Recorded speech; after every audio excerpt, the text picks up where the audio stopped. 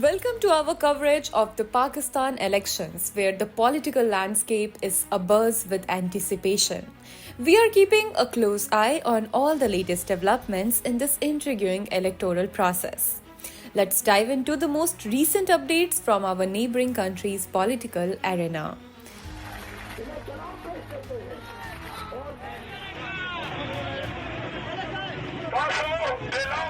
Pakistan Tehreek-e-Insaf (PTI) has called for a nationwide protest on Sunday to protect the sanctity of the vote.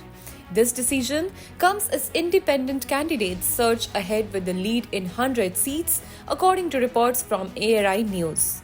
Following a core committee meeting, PTI announced peaceful protests scheduled across the country at 2 p.m. today, that is on February 11th. Meanwhile, amid allegations of rigging, many candidates have moved to courts, challenging election results. Notably, PTI-affiliated independent candidates have challenged results in PP 164 and NA 118. In an interview with GeoNews, Bilawal Bhutto Zardari acknowledged that his party, the PPP, might not be able to form a government independently. He also stated that no independent candidate from the PTI bloc has contacted him or any PPP leader.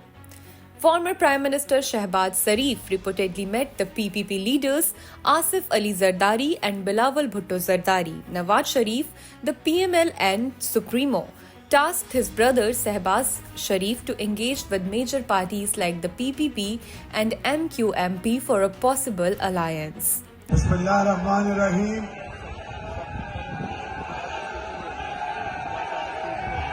I love you. I love you too.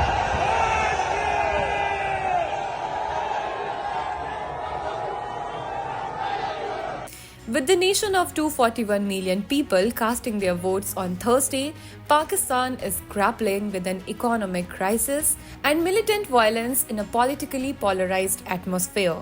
As the counting nears its conclusion, no single party had secured a majority, indicating the need for coalition building in the coming days. That wraps up our latest update on the Pakistan elections. Stay tuned with One India News for further developments. Subscribe to One India channel and never miss an update.